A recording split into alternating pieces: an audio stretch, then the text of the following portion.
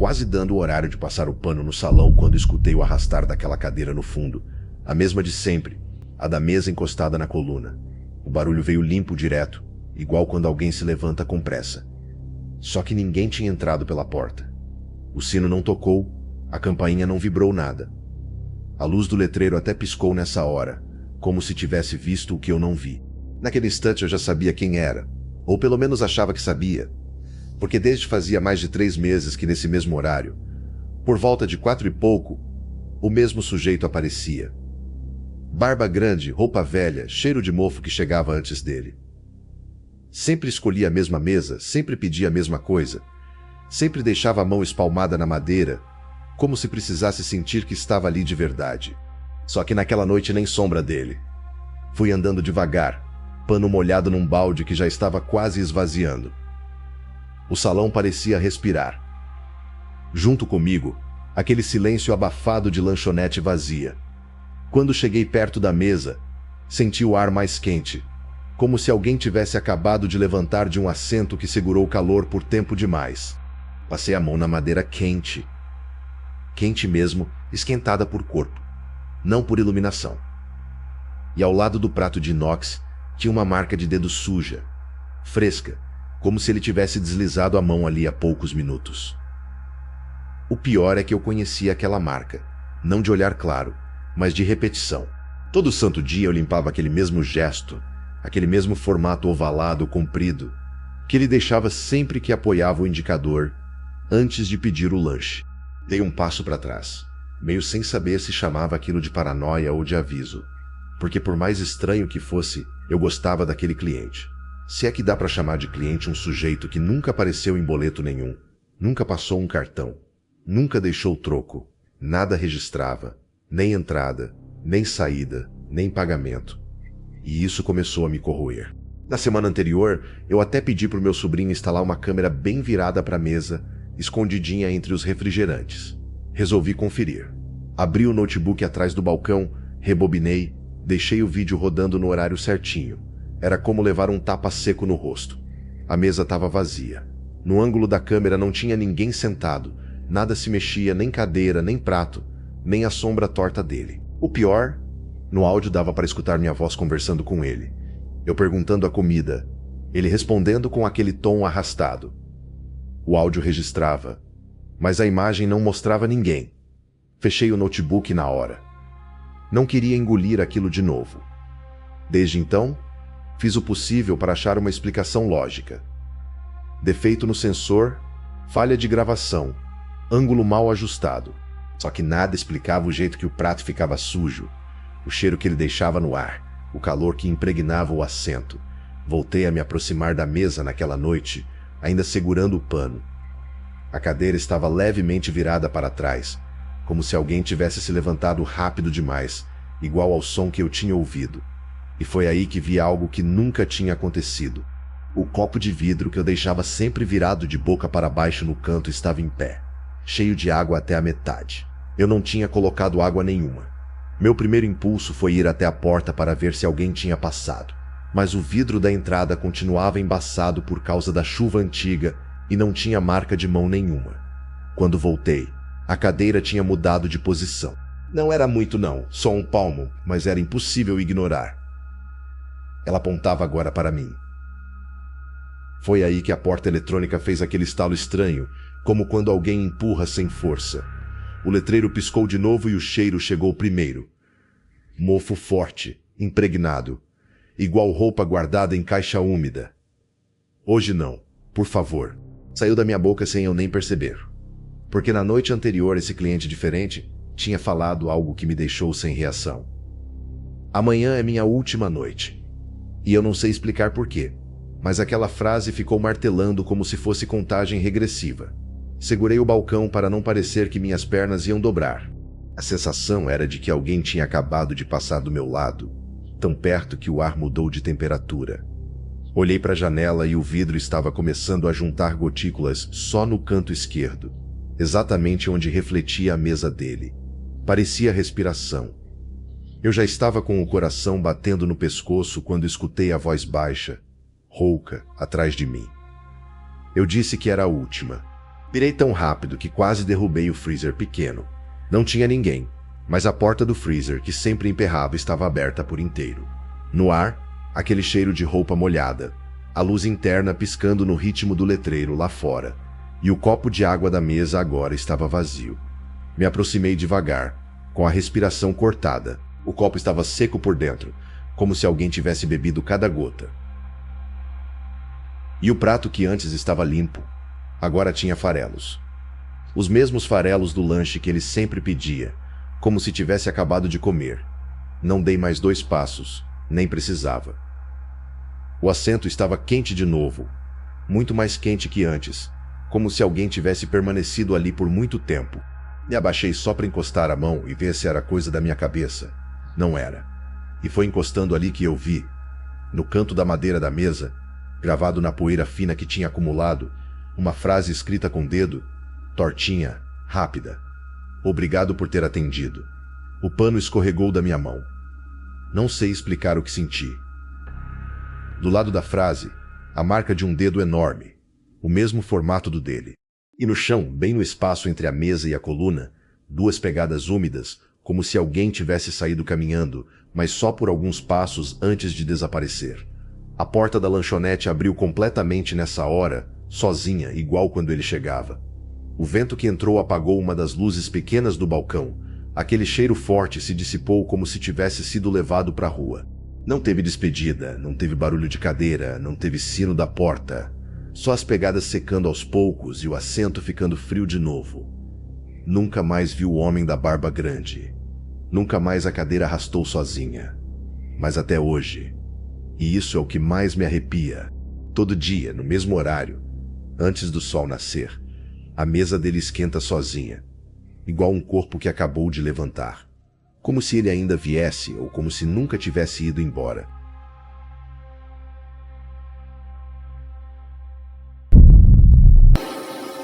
Se está gostando, deixe o seu like que nos ajuda muito a continuar. Comecei a me sentir mal antes mesmo de entender que havia algum problema sério com o avião. Não era medo, era algo físico de verdade. Senti um aperto forte no peito e uma tontura suave, como se o ar tivesse ficado subitamente mais denso e pesado. Olhei para o lado e notei que a mulher sentada na fileira da frente também respirava fundo, visivelmente inquieta. No começo pensei que fosse só impressão minha. Afinal, o voo era longo, noturno, e o ar-condicionado desses aviões às vezes realmente incomoda. Mas logo ficou claro que estava faltando ar de fato. Aquela sensação horrível de tentar puxar o ar com força e o pulmão não encher completamente. A comissária passou sorrindo, perguntando se estava tudo bem, e várias pessoas levantaram a mão. O mais estranho era que ela própria parecia um pouco ofegante. Um passageiro mais ao fundo chamou por ela, quase em pânico, dizendo que a filha estava tonta. A menina, que devia ter uns 10 anos, estava pálida e suando frio. Foi nesse instante que o ambiente dentro da cabine mudou completamente. O ronco das turbinas seguia igual, mas as conversas cessaram. As pessoas começaram a se entreolhar, tentando compreender o que estava acontecendo. Vi quando a comissária pegou o interfone e chamou alguém da cabine de comando. Ficou esperando alguns segundos sem resposta, depois saiu correndo. Pouco depois, outra funcionária apareceu com uma daquelas garrafinhas portáteis de oxigênio, tentando tranquilizar o pai da menina. Ela dizia que os sensores estavam normais, que era apenas uma variação de pressão, mas ninguém acreditou na explicação. A iluminação da cabine piscou uma vez. Não apagou de vez, mas foi o bastante para aumentar a tensão. Levantei para ir ao banheiro e percebi que várias pessoas estavam tontas, segurando nos apoios das poltronas para não perder o equilíbrio. O ar parecia quente, abafado. Um homem no corredor, todo de terno, perguntou em voz alta: "Por que as máscaras de oxigênio não caíram?" Foi quando caiu a ficha. Ninguém tinha pensado nisso até aquele momento.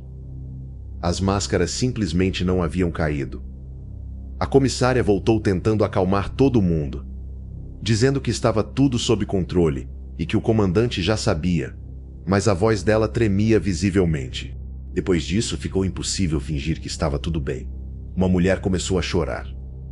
Um bebê soluçava sem conseguir respirar direito. Vi um rapaz forçando a saída de ar acima da poltrona, dizendo que não saía nenhum vento dali. A pressão nos ouvidos passou a incomodar de um jeito estranho, como se o avião tivesse subido muito rápido, mas sem qualquer aviso, sem anúncio, sem nada. O comandante não falava pelo sistema de som e as comissárias iam e vinham cochichando entre si. O som dos motores continuava constante, mas o ar estava quase impossível de respirar. Um senhor mais velho se levantou, dizendo que era engenheiro aeronáutico aposentado e que poderia ajudar se permitissem. Ele foi até o fundo, falou rapidamente com uma comissária e desapareceu na parte traseira do avião. O clima era de pânico contido. Ninguém gritava, mas todos sabiam que algo estava muito errado. E cada minuto sem o comandante se pronunciar tornava tudo mais insuportável. Quando o engenheiro retornou, estava com o rosto vermelho e segurava uma pequena ferramenta de manutenção. Falou baixo com a comissária, mas conseguiu ouvir uma frase: "As válvulas estão travadas." Foi a primeira vez que realmente pensei que poderíamos morrer ali dentro. Quando ele disse aquilo, "as válvulas estão travadas", as pessoas mais próximas ouviram e começaram a se levantar. A comissária pedia calma, mas já não havia como esconder a gravidade. O ar dentro do avião estava péssimo. Eu sentia o corpo pesado, os ouvidos zumbindo, e via gente andando cambaleando pelo corredor, desesperada por ar. O engenheiro foi até a frente pedindo para falar diretamente com o comandante. Uma comissária permitiu a passagem.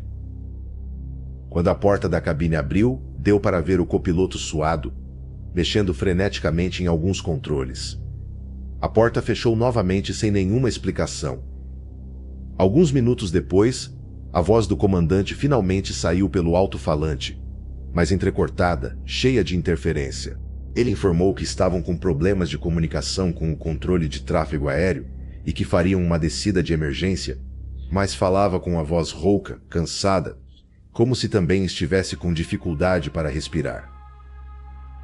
As luzes principais apagaram de vez.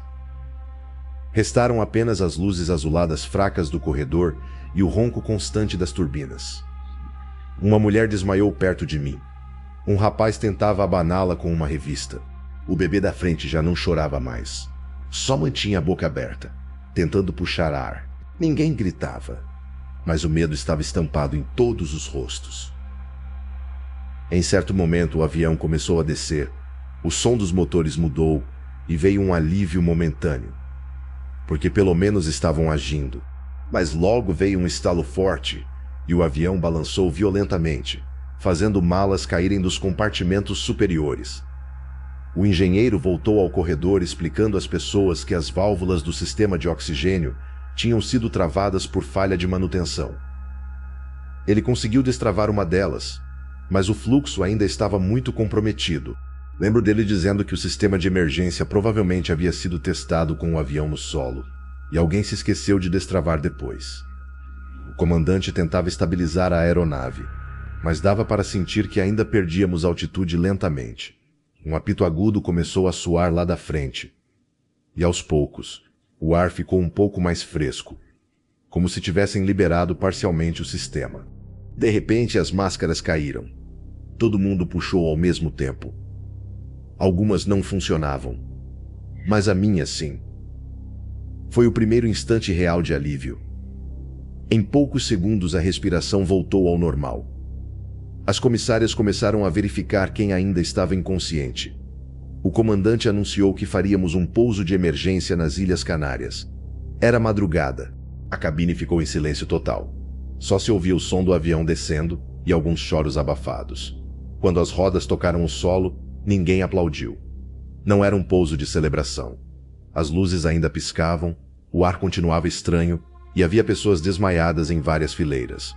Os bombeiros embarcaram assim que o avião parou, orientando que todos permanecessem sentados até a liberação. Na saída, vi o engenheiro sentado no chão do corredor, cabeça baixa, respirando fundo.